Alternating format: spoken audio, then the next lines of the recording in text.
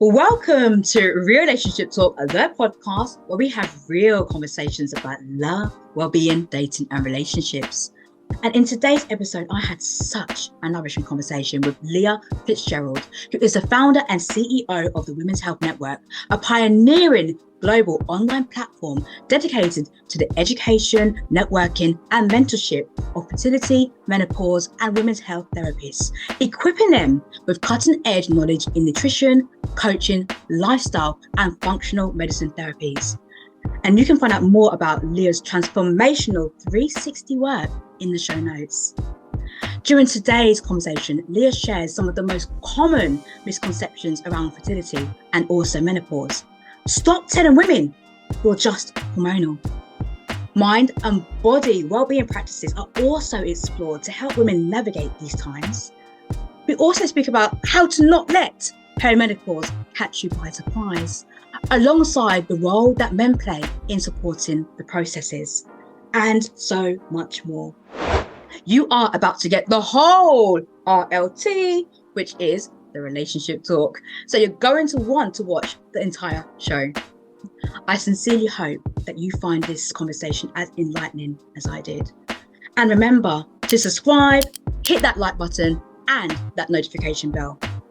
I'm Teresa Young, your international wellness and relationship coach. Enjoy, take notes, and get ready to apply all key messages you take away today. Hello, Leah. Welcome to the show. How are you doing today? I am so good, and even better to see your beautiful face on screen. So I'm doubly good.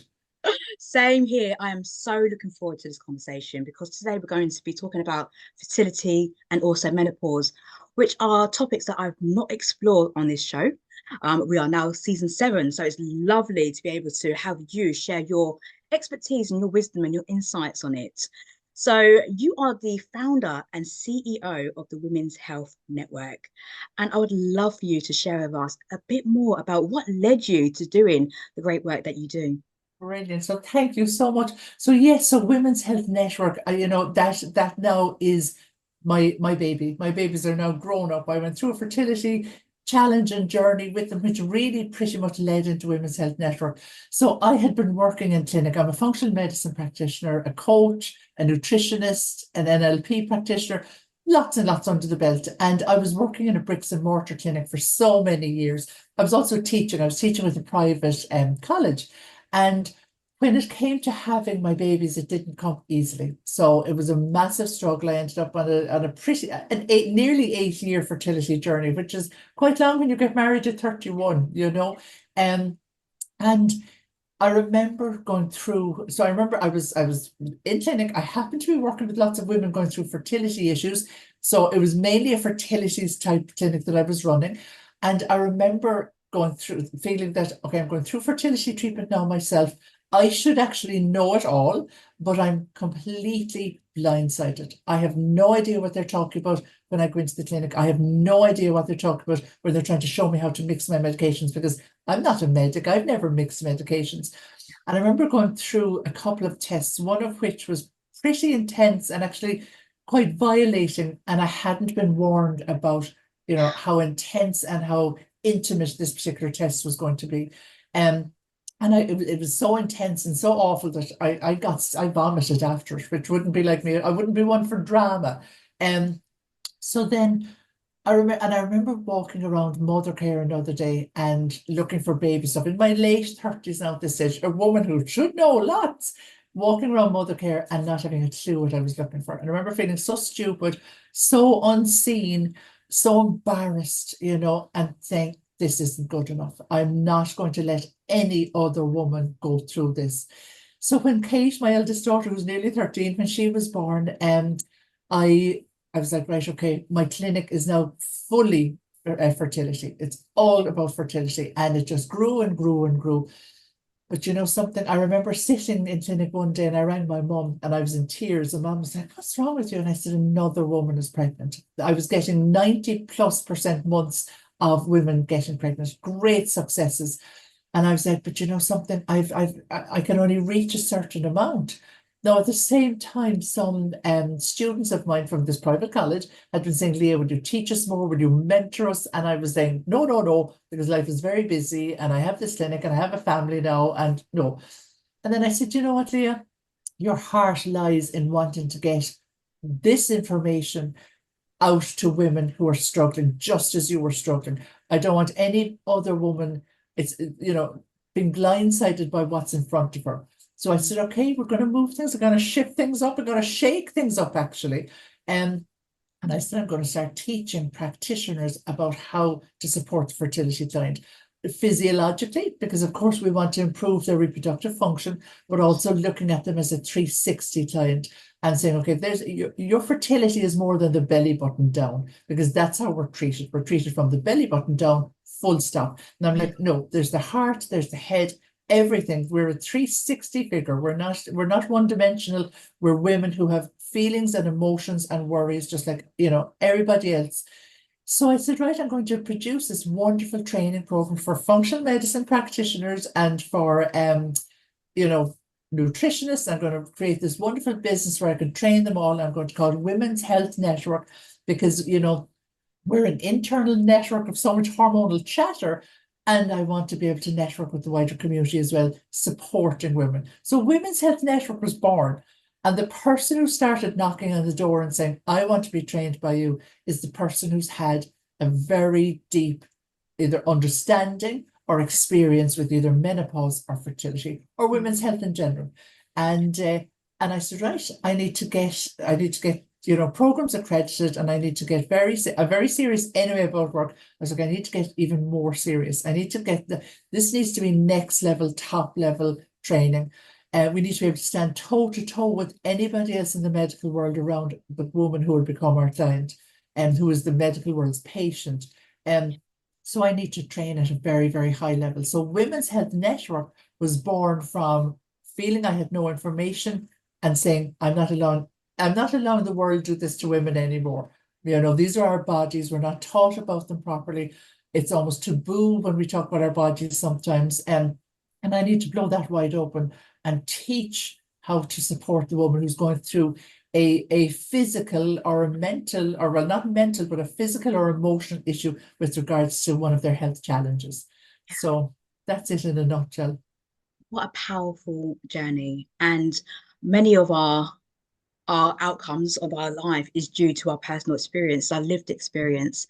And when you were talking, I was really feeling into your experience there, because an 8-year journey is a long time, I would say, and the impact on your mental health and your mindset at that time. What were some of the things that helped you to navigate your mindset during that time?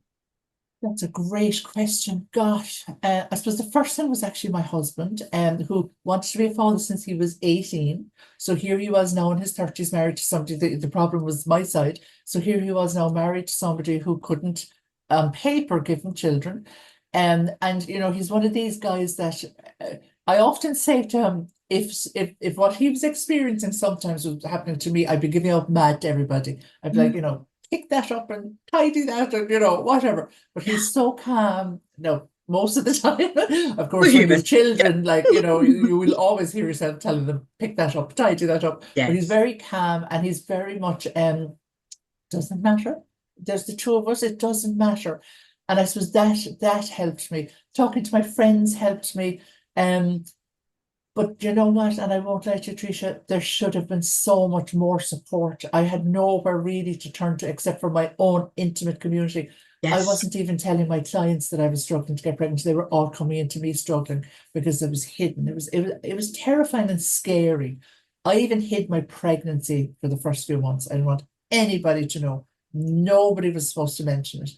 When I was Okay. getting a bump, my mum was like, Leah, you have to tell people. I was like, I don't want to tell anybody, because this is so frightening. If I tell one person, this bump is going to disappear.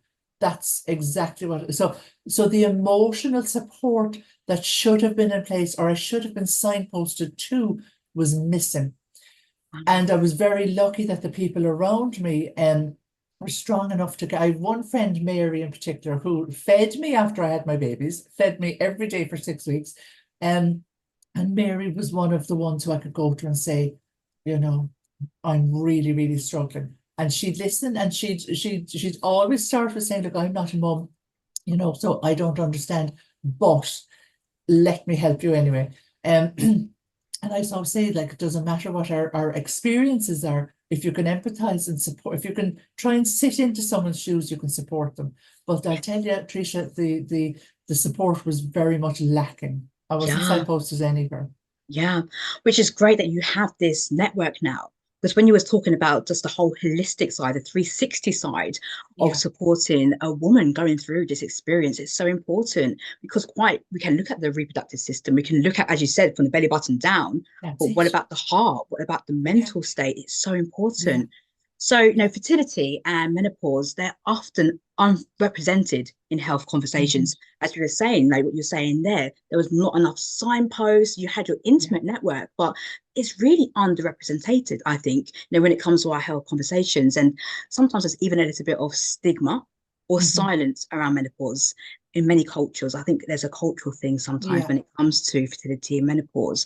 So, what are some of the most common misconceptions, I'll say, misconceptions surrounding the topics of fertility and menopause that you've encountered through your lived experience and maybe even your professional experience too? Yeah, yeah. I'll tell you one of the big things that jumps out to me is that for the menopausal woman, your signs, any signs and symptoms of any illness or disorder in your body is put down to it's menopause. And I'll give you an example, and I Oh, did some research of this after when I had, so I did go and get COVID vaccines, okay, and when I got my first one, was it the first of the booster? I can't. No, it was the first one. Um, and my period after that was, there's only one way to describe it, and I know that your listeners are probably not, hopefully, sensitive to language, but it was carnage. That's exactly what it was.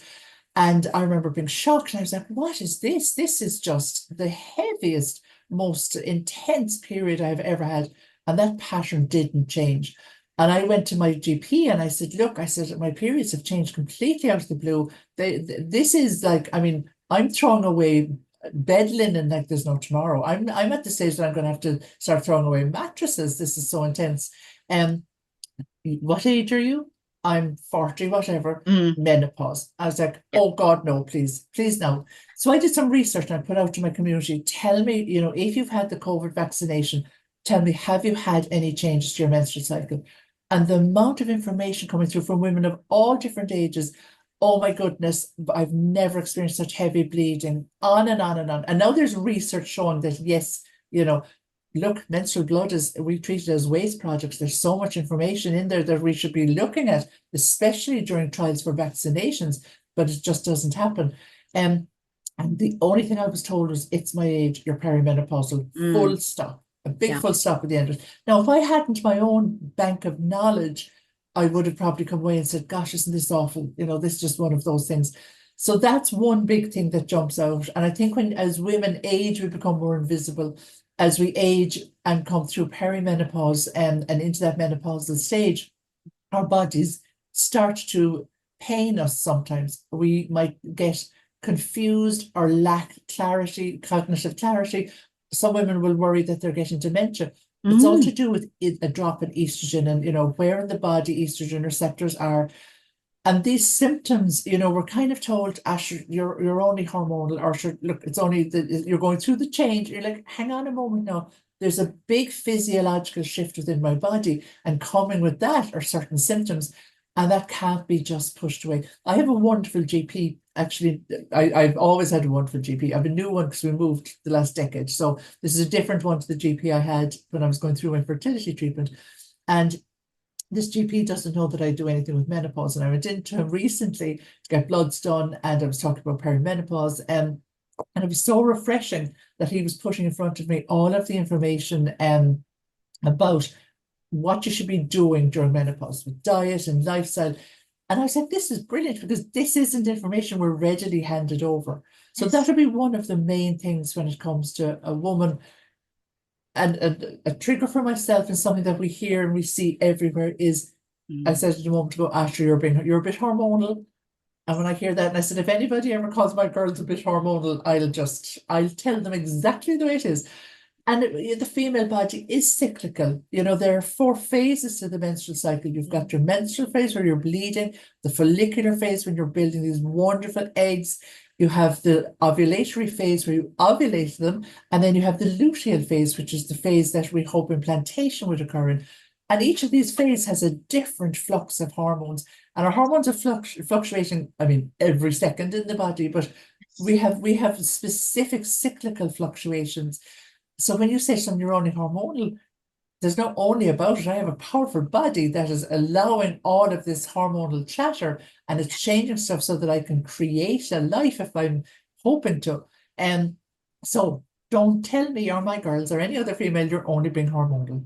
So Yes. that's me on my soapbox. Sorry, Tricia. No, that's not. It's so good that you've actually delved into perimenopause as well as the hormonal changes that affect us. Because no, I hit 40 myself this year, and I went through a stage where my periods weren't as flowing as they were before, or Yeah, they weren't as frequent, and I got super scared. I was like, I'm not ready for this. I'm not yeah, ready for perimenopause.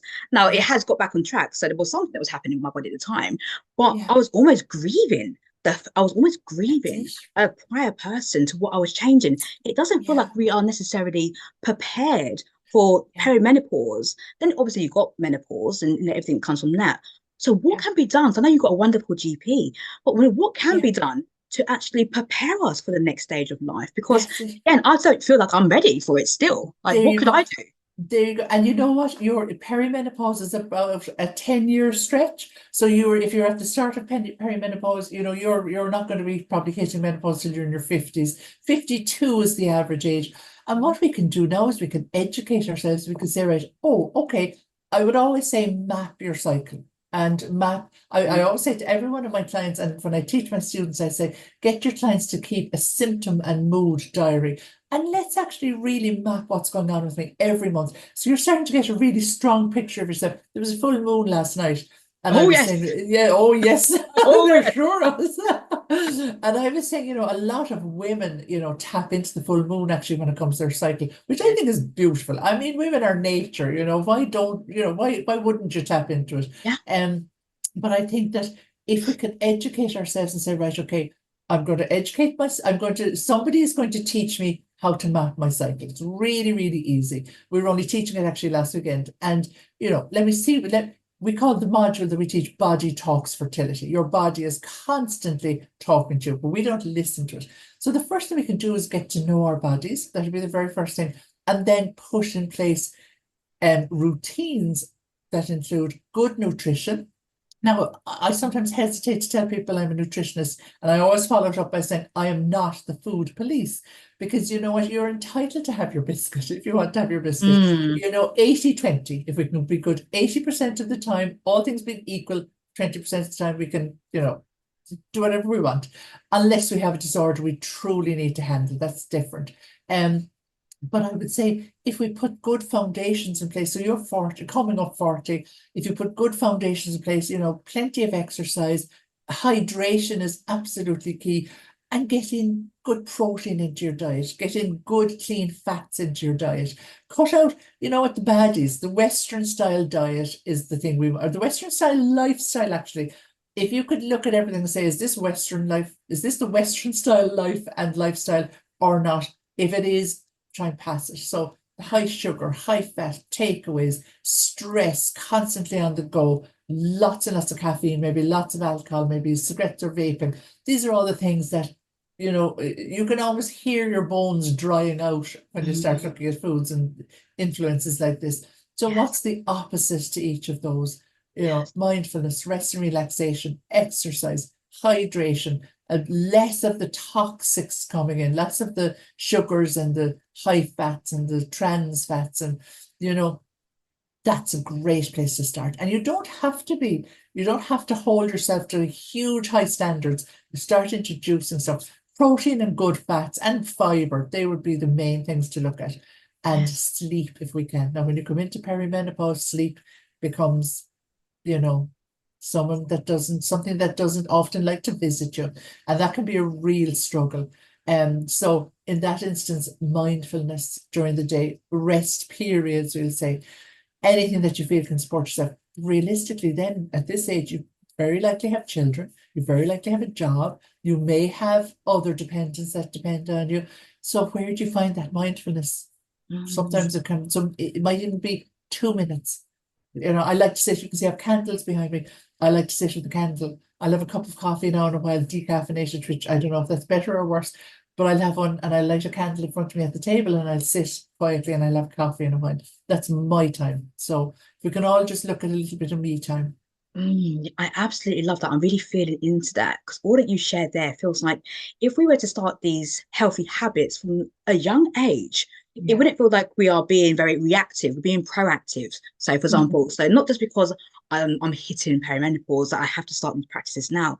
It feels like something that should be in our That's daily it. lives from such a long Yeah. time to get Yeah. us prepared for that stage, even more. I'm setting the Yeah. foundation at an early stage. You're right. And it's funny when you say these practices were so normal up to this modern 21st century lifestyle. They're so normal. You'd walk miles to get your groceries, which would all be organic because, back in the day, they were all made by the local farmer type thing. So it's only in the last, gosh, I mean, we'd probably say, 70, 80 years that this awful toxic lifestyle has taken over. Mm. So if we could go back to what life was like for all of our ancestors, you know, we'd be that's why they sometimes call diets the caveman diet, or because we're going back to long ago when things weren't processed and things weren't rapid and fast, and neither were we. Yes. And when you were talking about your candles, I just was really feeling into the whole sensory experience because I'm quite a sensory person myself. So even before I got onto the Zoom call, I sprayed myself with perfume because So did I.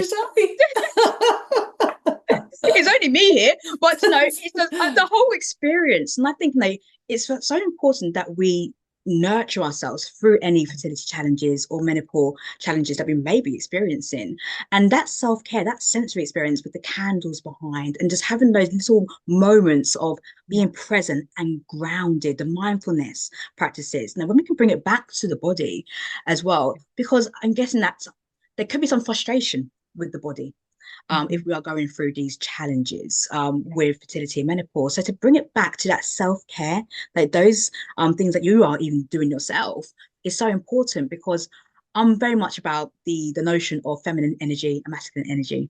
yeah, So when we are in my view, please correct me if I'm wrong, is that when we are in perhaps a fertility challenge or menopause challenge, it can actually put us into the masculine energy, which is the doing appointments, yeah, no, very action orientated. yeah, Whereas the feminine energy is all about allowing us to be present and receive. And that might not be so easy during that time. I yeah. don't know what your thoughts are on Oh, I that. completely agree. And it's fascinating. We talked a minute ago about that cyclical nature of the female Yes, body. And for some part of our cycle, we are more in that masculine energy. We can be so creative, so tunnel visioned, everything that testosterone gives us, yes, because we have testosterone as well, of course. And it makes its way down to create estrogen. But I could totally agree with you that female nurturing yin versus yang, yin being the yes, female energy. And we sometimes have to park that when we're going through a fertility challenge. And I suppose as well, subconsciously, do we question that female energy because it seems to be letting us down? yes, And is somewhere in there, are we giving ourselves that message? And then, as you say, appointments and focusing, and I need to take my temperature, and I need to do this and that, yes, and so when we're supposed to be fluctuating through our more masculine energy into our female energy during our cycle, we might just be needing to pull the masculine energy all the way through, which will yes, get us through the journey. I mean, it's yes. a great friend of ours to get us there. Um, but as well, what part? So yes, of course, the feminine energy then has to be parked maybe for some in that moment, and again, all subconsciously. Um, and do we feel that within ourselves? I'm sure we absolutely must. Yeah, because when you think about the wholeness of who we are, talking about the polarities of masculine and feminine energy, yes, one may become more dominant during this whole process. there's things that you can do that actually could actually bring some more harmony between it. So you could be on that phone making those calls and appointments, but still have a very sensory experience at the same time. Yeah, So it's being very mindful about how you can infuse those two energies, because they don't have to be compartmentalized. They actually yeah, can be infused, but it does take mindfulness. It takes intentionality behind it. And that's not always easy to do, especially for like yourself, who might be on a very long journey with fertility as well. Something that you mentioned was hormonal. And no, you're not just hormonal, because we sometimes forget that. So for people who are maybe going through some hormonal changes, what would be your advice? No, what would be your encouragement to them during that time? What can they do to navigate that? yeah. I think the very first thing they can do is say to themselves, okay, this is totally normal. This is completely natural. Menopause isn't a disease. Menopause is a stage of life, and we need to start looking at it like that. Fertility, of course, is different because there might be some form of dysfunction. There clearly is some form of dysfunction going on there. Yes. But I think what we can do to prepare ourselves is say, okay, this is where I'm at. And again, let me see if I can get a little bit of education on what I'm going through, because often I think with anything that comes through the medical world, I mean, I'm such an advocate of medicine.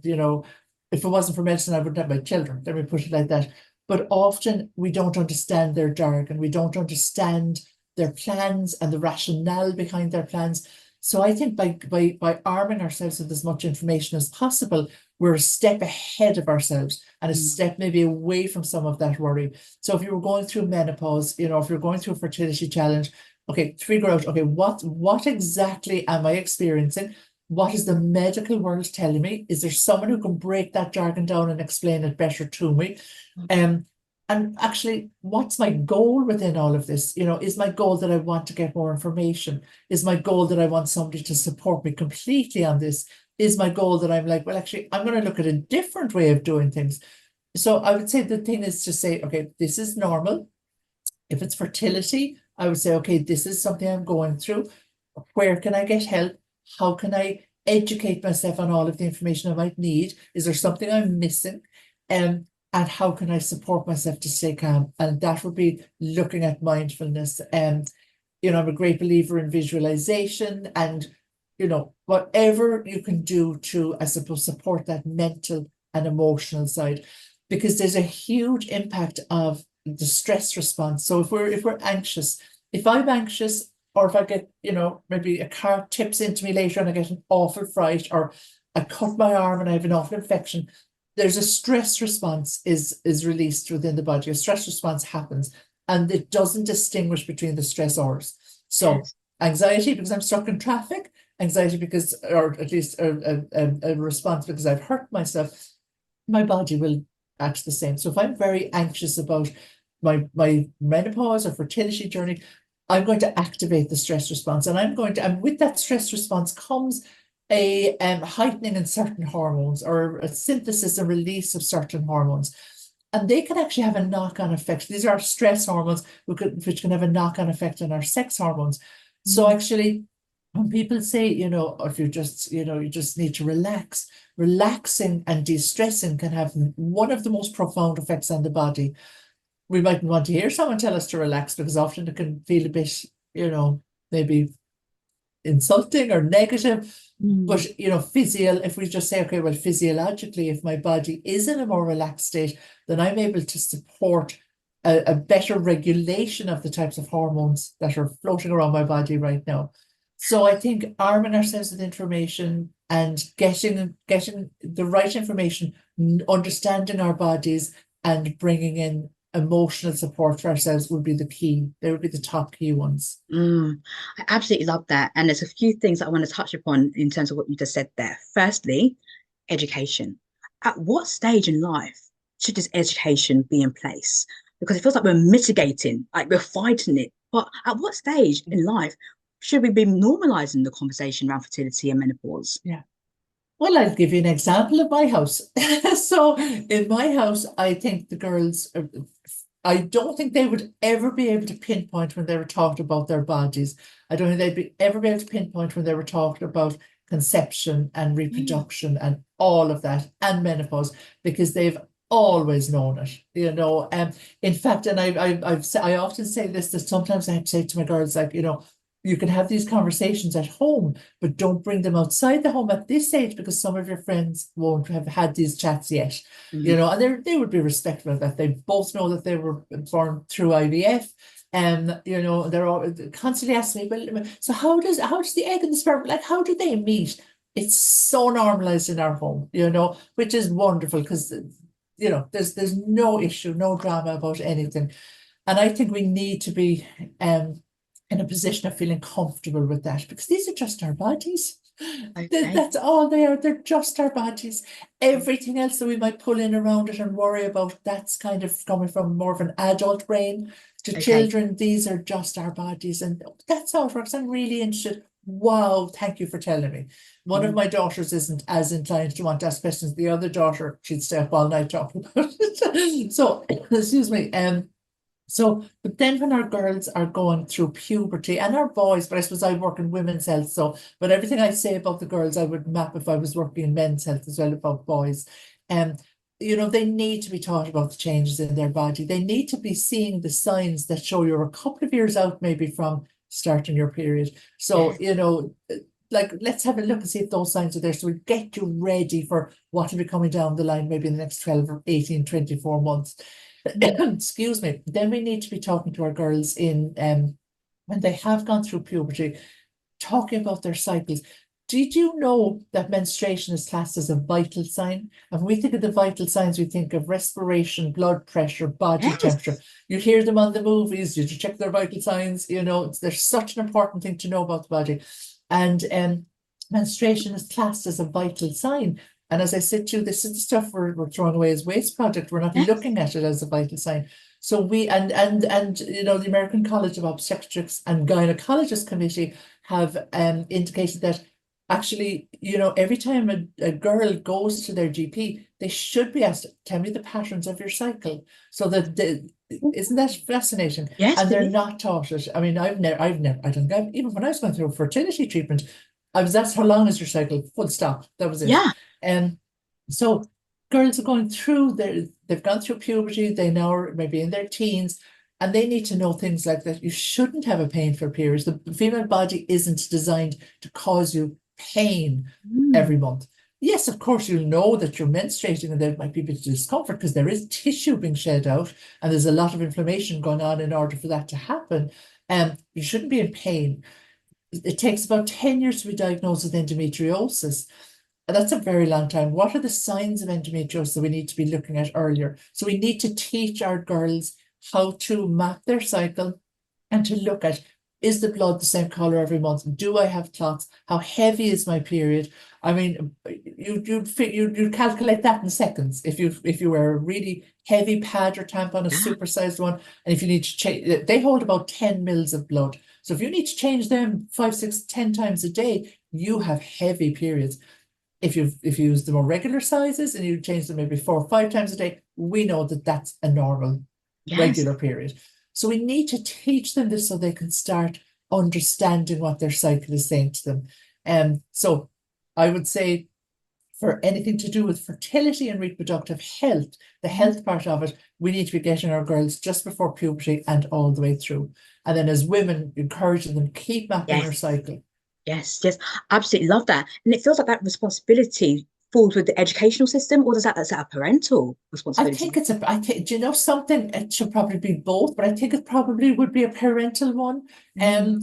And I think it's like Women's Health Network, we've gone into schools talking, you Mhm. know, and we're saying, right, okay, let's talk to your girls about not necessarily fertility, but about their reproductive health Okay. and what that might mean for fertility. But fertility wouldn't even be on their radars. I mean, Yes. that's like 100 years away, you know. And and I'm an old woman coming in talking about it. So I would start by talking about their periods and then maybe feed it in a little bit about, you know, some of these signs and symptoms are things you'd want to be keeping an eye on. Like polycystic ovarian syndrome. You might have young girls who are experiencing that and they're growing facial hair maybe, or Yeah. they have more body weight and they're worrying about it. We need to normalize this and say, this isn't your fault. This has nothing to do with anything that you may or may not have done. Instead, we might be putting them straight on the pill. Now, once Yes. we put them on the pill, we're now facing into nutritional deficiencies. We're now facing into not being able to read our cycle. We're facing into so much more. We're facing into changing physiology from the brain down and Mm. blocking off signals that are supposed to come from the brain all the way down the body, that we're like, we don't need your signals anymore because we have control of it with this little pill. Yeah. Now, the pill has this place, of course, everything does, but we need to be teaching them that, going on the pill may be great for as a contraceptive. It shouldn't be the only thing we use as a contraceptive. But has anybody taught you about the effects of it long term? But again, as I say, maybe it's just more of a parental thing that you put Mm. that on the parent's ear, because the girl who's put on the pill for maybe acne or whatever it is, she's not thinking down the line to when she's in her 20s, 30s getting pregnant. So yeah, Yes. so it's a collective actually. A collective approach there. And because what you're sharing about how you educate your girls in your home, you can see that they are well equipped and they've got the knowledge behind it, but that's because you've done it. So I think this is really good. It's also for us as women to take responsibility, for the phases that we experience in our life, but then also to be Yeah, able to equip ourselves at a young age to even know yeah, what that looks like. Doesn't mean that we have to explore fertility at the age of that's it. 11, but just know what are the Yeah, stages of that's my it. life going forwards. Because Yeah, as you said, I've not been tracking, from a young age, yeah, the flow of my bleeding. I'm not looking at the color of the bleeding. I'm not looking yeah, at any of that. So what you are like saying here is that awareness of our body, yeah, visualization, journaling, the mood diaries that you've that's it. spoken about as well. It's Yeah, just really getting to know yeah, ourselves deeply so that's that we it. can see when things might change. There you It, go.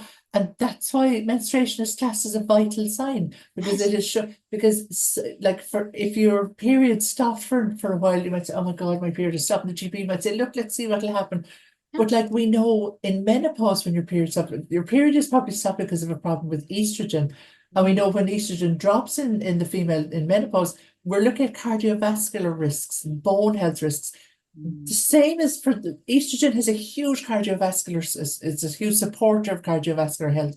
So if you've a young girl who has an issue with estrogen and it's showing through the vital sign of her menstrual cycle, and you're ignoring the effects on the body when there's a lack of estrogen, we're not doing due diligence towards our girls, Mm. So Yeah, that's so good for us to be able to explore that more. And I think people who are listening to this will go, aha, not only am I doing this for myself, but I'm also doing this for the future of my yeah, children as well and their education.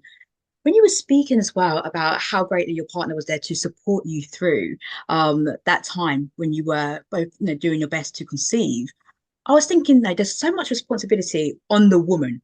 I mm, would say when it comes to fertility, it seems like it's the primary responsibility of the woman to take care of that. But how do we open up the discussions to include men as well? yeah, Because sometimes, like you said, the issue might not necessarily be with the woman, it yeah. could be with the With the man. So, man, how do it's we open up? 50-50. It's 50-50, and if I it's 50-50, and often a woman has to go through a huge amount of tests before they'll even test the sperm of the man. You're Yeah, like, oh my God, that's the easy job. Could you not have done that before you put me through something that made me vomit in the hall of the hospital? mm, But actually, I suppose I started in clinic in 2005. So this is nearly 20 years later. And the difference in the engagement of men from then to now is, oh my God, it's profound. There's a yes, wonderful show that has started here in Ireland, in Dublin, called the Future Fertility Show. It's a show that has been running in different formats, not a fertility format, for years. And mm, last year they brought the fertility side of life to us with this wonderful show. And afterwards, speaking with them, they were saying, oh my goodness, the amount of men that came to the show, the amount of men that were asking the questions. I did a number of talks, the amount of men that sat in for the talks. I think men are wonderful. I think the modern man is wonderful. And the modern man is very much like, this is an hour journey. This is you and me together, but still it'll be the woman who'll pick up the phone. That's what I'm experiencing, that it'll be the woman who'll pick up the phone. But I think that the partner is now so much more engaged. I mean, there was the time when the man wasn't allowed into the delivery suite with their mm, partner or their wife. They had to mm, stay outside the door. We've come such a long way, and I think for men, this is their child too. This is half of their genetics. I'm carrying it, and which is such a gift. This is half of their genetics, so they should be allowed. They have to be in the room. They have to have their very strong seat at the table of all of this. That's my view anyway. Yeah.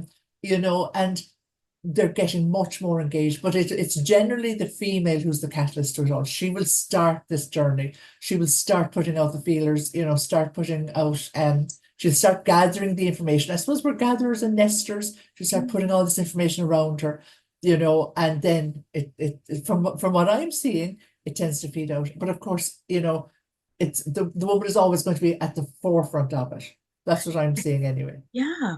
So I'm curious because you spoke about the modern man. So what could have caused that shift for that sense of curiosity and intrigue for them to feel more engaged in that process? That's such a good question, and I wonder, is it just natural evolution maybe, or is it that they are, or is it maybe that we're so much more open to talking about our bodies, even though we did say at the beginning we're not, because we're still not quite there, but Mm. there's more openness, I think, between us and our partners. We don't hide, like I have my period, oh my God, get me a hot water bottle and a cup of tea. We don't hide that. We see it on social media, we see it on ads, So I think maybe it's become more inclusive. Maybe we have allowed our what goes on with our bodies to become more inclusive. And maybe we need more. And I think one part that isn't as inclusive is maybe the medical side of things, that it's and I always say that you cannot blame any particular field. I'm not a medic, so I wouldn't be able to support fully on giving information about the medical side. I can go so far, Yes. but it's not my zone, it's not my modality. So you need your medic to bring you, for the information that I can't give you. And likewise, the medic shouldn't be expected to be trained in nutrition, to be trained in mindfulness, to be trained in emotional support. That's not their zone of genius. So, I think if we say, right, okay, but let's bring the two together and let's bring, that's integrative medicine. I'm a great believer in the integrative medicine model.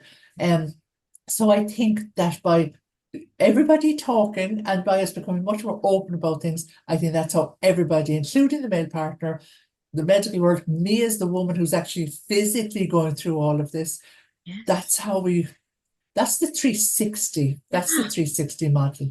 Yeah, it's been like maybe a natural evolution, as you were I saying, think to really, maybe. yeah, maybe so. Because if we're saying it could be 50-50, and for example, the tests are primarily focused on the woman, Yeah, it's I'm then thinking, so why would you not test both people at the same time that's it. to make it a joint Yeah, that's process? it. So is Yeah, that a funding thing that's that it. maybe, This is a woman's thing. I yeah, think that's what it is. it's a Now a stigma. lot of, now a lot of clinics are really brilliant, and they're like, okay, there are some clinics that are like, if you're coming in here, IVF clinics, we say the man is tested, the woman is tested off Yes, the bat. You also have to go through a nutrition program. I mean, which is again should be a no-brainer, and it's just not there, and there's always, of course, counseling, but I think counseling psychotherapy is often just if you're going down the donor route. So that's why I think that coach is such an important part. Um, but yeah, I think evolution and everybody understanding more. yeah, yeah. So you also spoke about, how you had great GPs, along your journey. So I think, primarily when you might be going through a fertility challenge, for example, your first thing might be, let me talk to my GP.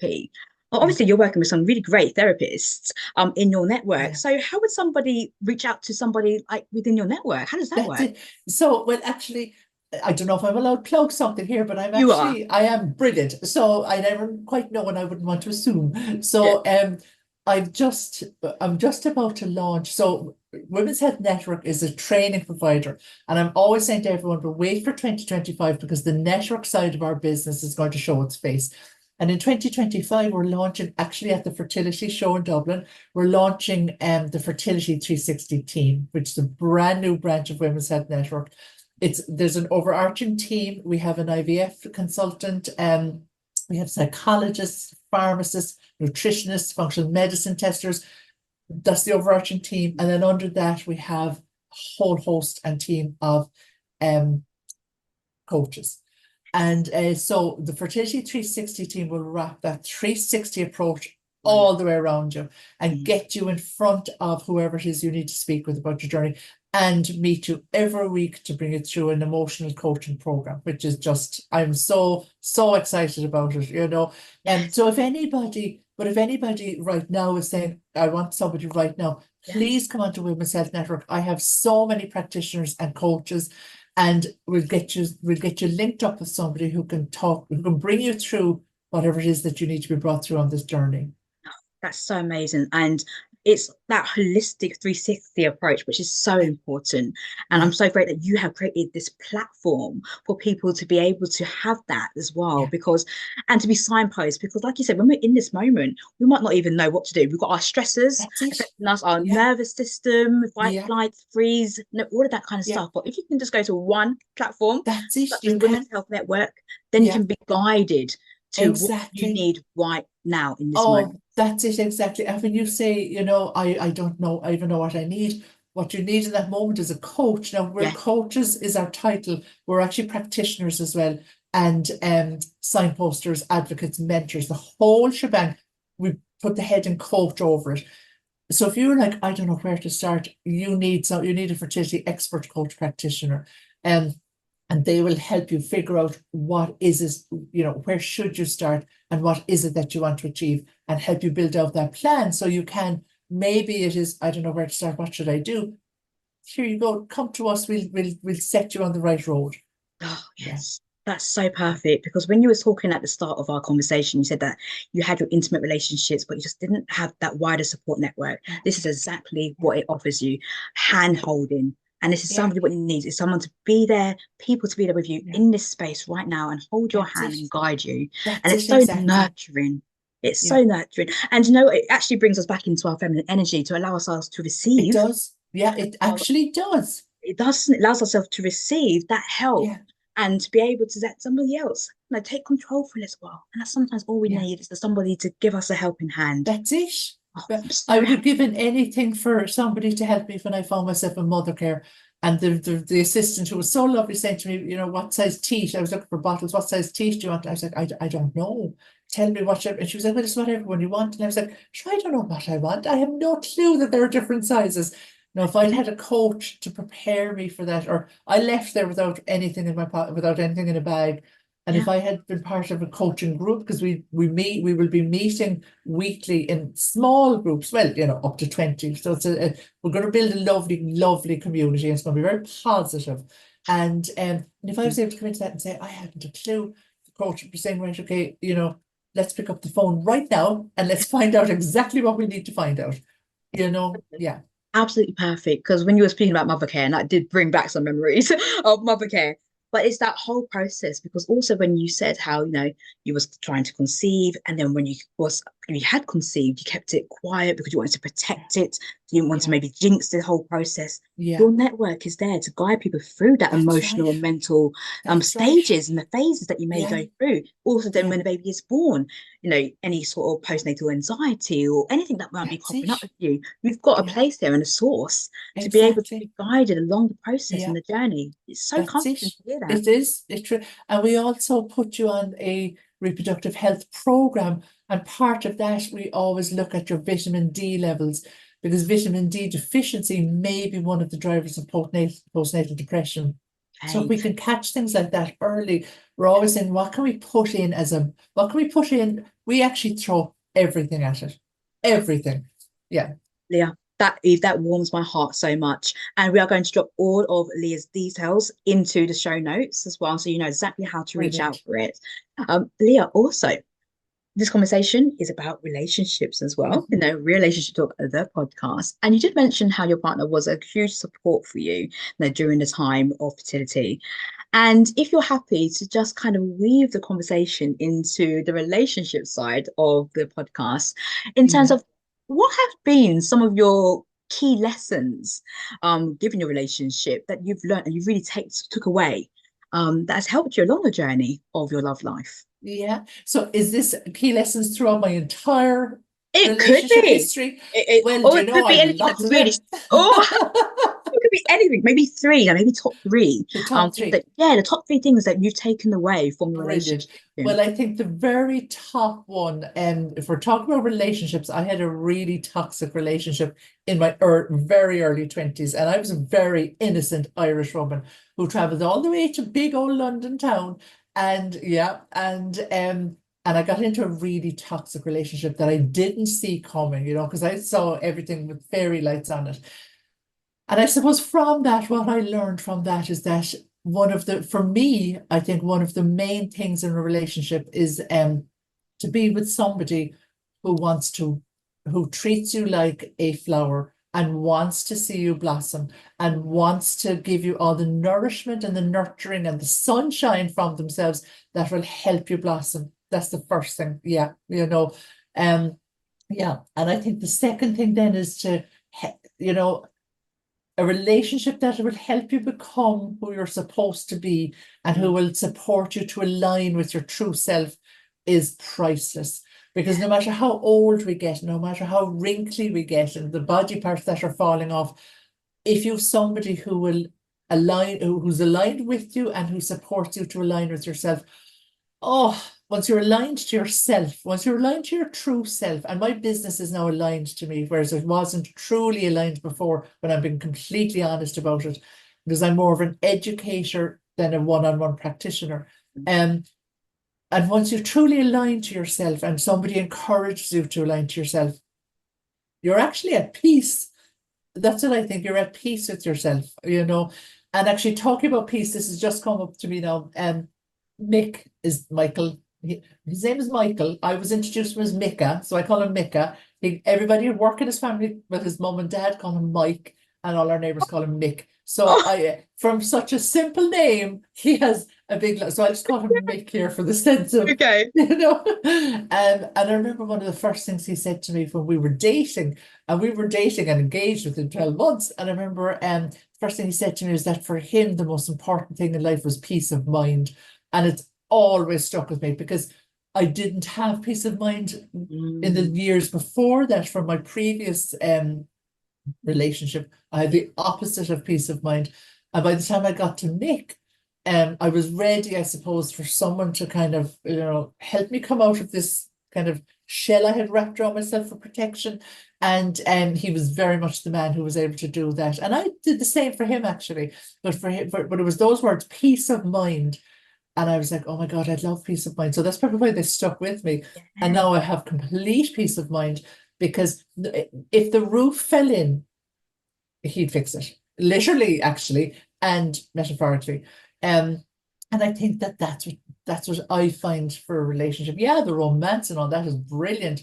But that steady, strong foundation of knowing that this person wants the best for me, they protect me. And I do feel that we all need to be protected mentally, physically. I know he protects me against anything, and that's, for me, that's important. And just allowing me be. He allowed me to completely pivot my business. I went from wonderful income with my business to shutting down the practice side of it to start Women's Health Network. So I went from hero to zero, literally financially. And he was like, it's fine, are you happy? I'm like, I'm absolutely delighted. That's all that matters. So I think I kind of struck gold, actually. So you have. Oh, thank you for sharing that, because I had this visual come to me, because Nomi spoke about having somebody like to allow you to bloom and to blossom. Yeah. So I had this image of like this seed being put in a foundation. Yeah. And then you've got Mika. Yeah, you've got him as the sunshine. So he's there like guiding you, but he's leaving you to grow. When you plant a seed, you don't keep putting up the soil to seed. You just leave it. You leave it in peace. So when you said that word peace, I just imagined you just like growing and the sun looking on you, but he's leaving you in peace. But also what he's done is created a foundation of safety for you. Yeah. He's created a safe environment, a nurturing environment for you to be who you need to be right now. Yeah. So that was kind of what was coming. Oh, that was my little my Disney story there. Beautiful. So thank you so much for sharing that. That's so going to resonate with people, because those are really positive traits and qualities for a relationship. And it maybe kind of what would weave us into my next question, which would be, what is your personal definition of love in a romantic front? On the romantic side, so my personal definition of love, I actually think laughter is very romantic. I truly, truly do. Yeah, we can have the let me put it like this. I am a true romantic, Mm. and I actually write fictional romance, which I don't know if you knew that I about me. You know. know, no, and I nearly became published a number of years ago, but it didn't happen. I was in the middle of doing a whole body of research, scientific research, and my tone of voice changed completely. It got way too serious in the book. So anyway, we'll Okay. revisit that someday. But so I'm a diehard romantic, but I always say to Mick, do not buy me a Valentine's card and don't come home with flowers because it's such a waste of money. And I don't like to buy into that. But if you bring, I was teaching at the weekend, and every time I looked, I was looking at the camera, and every time I could see from the corner of my eye, he'd sneak a cup of coffee in next to me because he knew he could hear me talking. And for me, it's about the care. I find care very romantic. And he's a fine, big Irish guy. He looks like a right big Celt. So of Yeah. course I love that too. So I think when it comes to romance, for me, it's the little things and it's the kind of it's the fun. I love fun. I love fun, or as we'd say here, having the crack. I just love it. And he would buy into that as well. So I find that romantic. And I find when he can be very serious, I find being protected. And I'm a very strong woman, of course, I can protect myself, as well.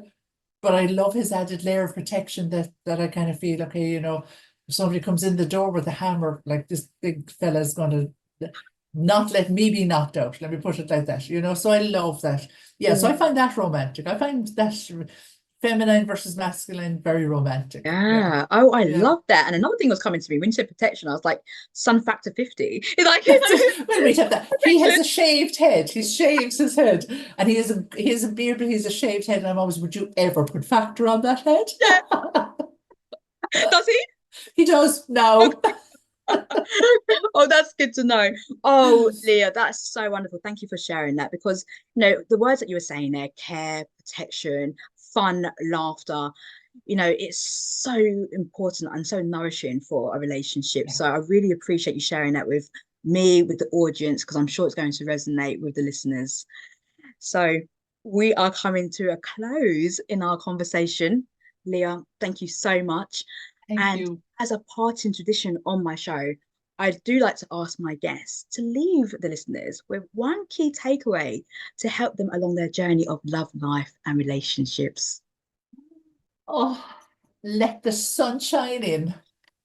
Yes, I absolutely love that. Let the sun shine. And you know what? For sometimes you look outside and mentally it might feel a little bit cloudy. Even physically, it might look a bit cloudy. But remember, the sun is always shining behind the clouds. That's what I say. It's always there. It's not going anywhere. It always shows up. So, Leah, thank you so much for this conversation. What can the listeners do in order to reach out to you? Have you got any events coming up? And where can they find you? Where are you hanging out? That's it. So I'm hanging out in Ireland, but Oh, my website is .co.uk. So it's womenshealthnetwork.co.uk. And I do have some talks coming up. I'm actually, if anybody's listening from Ireland, I'm in Galway in November at the Functional Medicine Conference. So I'll be there. I'm not talking on stage, but I'll be there. Women's Health Network is we have a stand. We're at that.